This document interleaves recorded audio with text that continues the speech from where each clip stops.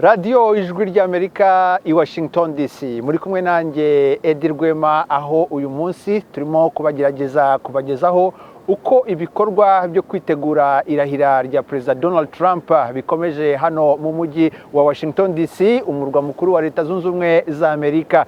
Ugereranije usanga ko muri iki gihe hakomeje ibikorwa byo kwitegura hirya no hino mu mihanda ya hano muri Washington DC. Usanga ko bakomeje kubaka inzitiro nyinshi, ahanini bigaragaza ko umutekano uzaba ukaze cyane ubwo Donald Trump azaba arahira ku itariki ya 20 y'ukwezi kwa mbere, ni ukuvuga ku munsi wa mbere w'icyumweru gitaha. Mu kanya rero turagerageza tubereke uburyo ibintu birimo gukorwa, imyiteguro uko irimo kugenda, aho azarahirira n'ibindi. Muri kumwe nanjye, reka tugendane. Nkuko nari mbivuze, imyiteguro irarimbanije, aho abashinzwe gutegura iki gikorwa barimo kugerageza kwitegura mu buryo budasanzwe, cyane cyane mu bijyanye n'umutekano. Urebye hariya hirya urabona ko abakozi bashinzwe gutegura uyu munsi barimo kugenda bubaka inzitiro zitandukanye, bigaragaza ko umutekano ukajijwe. Ahanini biterwa n'iki? Nuko kenshi aha hantu haba hateraniye imbaga nyinshi cyane. Ubwo Donald Trump aheruka kurahira mu mwaka wa 2019, aha hantu hari hateraniye imbaga y'abantu bagera hafi ku bihumbi 160. Bivuze ko rero muri uyu mwaka bishobora kwiyongera cyangwa se bikajya hasi yabo, ariko nanone ni umubare munini cyane, bisaba ko inzego z'umutekano zitegura cyane. Munibuka ko Donald Trump bagerageje kumurasa ubwo yari mu bikorwa byo kwimamaza kugira ngo azongere kuyobora Leta Zunze Ubumwe za Amerika. Niyo mpamvu rero hirya no hino hano muri Washington DC uhasanga ibikorwa bitandukanye bigamije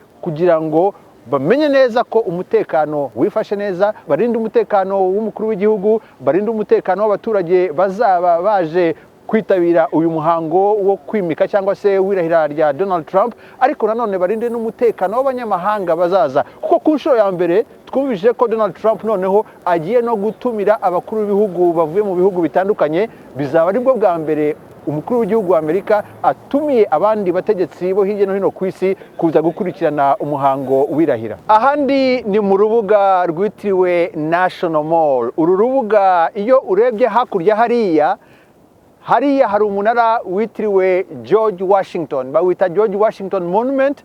Ni umunara witiriwe perezida wa mbere wa Leta Zunze Ubumwe za Amerika. Uyu perezida wa mbere yarahiye mu mwaka w'1789. Icyo gihe iryo rahira yarikoreye mu mujyi wa New York. Igikorwa cyo kurahiza abakuru b'ibihugu hano ku ngoro y'inteko ishinga amategeko ariyo Capitol Hill cyatangiye mu mwaka w'1801. Icyo gihe ubwo harahiraga perezida wa gatatu wa Leta Zunze Ubumwe za Amerika ariwe Thomas Jefferson. Kuva icyo gihe kugeza ubu hamaze kubaho ibikorwa byo kurahiza abakuru b'ibihugu inshuro 59. Bivuze ko irahira rya Donald Trump rizaba ribaye ku nshuro ya 60. Hariya mureba rero niho bita ingoro y'inteko ishinga amategeko cyangwa se Capitol. Hariya hasi yari amabendera niho abanyacyubahiro bazaba bateraniye, aho ku isaha ya saa sita zuzuye z'amanywa hano i Washington DC aribwo perezida w'urukiko rw'ikirenga bita John Roberts azarahiza Perezida Donald Trump kuba perezida wa 47 wa Leta Zunze Ubumwe za Amerika. Iyo ndahiro azayikora ku saa sita zuzuye. Guhera saa sita n'umunota umwe Amerika izaba ifite umukuru w'igihugu mushyashya ariwe Donald Trump, azaba asimbuye perezida wa 46 ariwe Joe Biden. Uru rubuga ruzaba rwakubise rwuzuye ubwo Donald Trump aheruka kurahirira kuyobora Leta Zunze Ubumwe za Amerika mu 2019. Abantu bari hano bageraga hafi ku bihumbi 160. Bivuze ko uyu mwaka bishobora abantu bashobora kuba benshi cyane, ku buryo hazaba huzuye inzego z'umutekano zirinda umutekano w'aba bantu. Ariko nanone nibutsa ko iri rahira rigiye kuba mu gihe cy'ubukonje bukabije. Urebye hano aha ubusanzwe n'amazi, ariko ubu ngubu hose hakonje, ibyari amazi byahindutse barafu. Bivuze ko abantu bazaba bari hano bazaba bari mu bukonje budasanzwe, bisaba ko benshi bazaza bifubitse, kandi nanone umuntu akibutsa ko bazaza bazindutse cyane bakahamara igihe kinini cyane, bisaba abantu kwifuka mu buryo budasanzwe. ubusanzwe mbere y'uko umukuru w'igihugu arahira mushya abanza kujya kwakirwa n'uwo agiye gusimbura, ubwo akamwakira mu ngoro y'umukuru w'igihugu ariyo bita White House.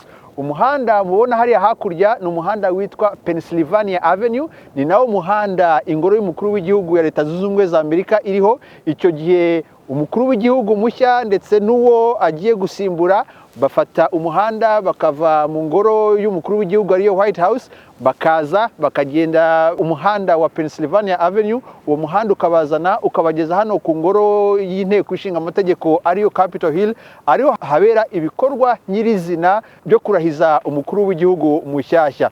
Igikorwa cyo kurahira iyo kirangiye, umukuru w'igihugu ushoje manda ye ariwe muri iki gihe ariwe uzaba ariwe Joe Biden, azava ahangaha hanyuma bamushyire muri kajugujugu izo bita Marine One, hanyuma iyo kajugujugu imujyane imugeze aho agomba gufata indege imusubiza aho akomoka. Ubwo kuri Joe Biden ni ukuvuga ko azaba asubiye muri leta ya Delaware ariho ubusanzwe atuye.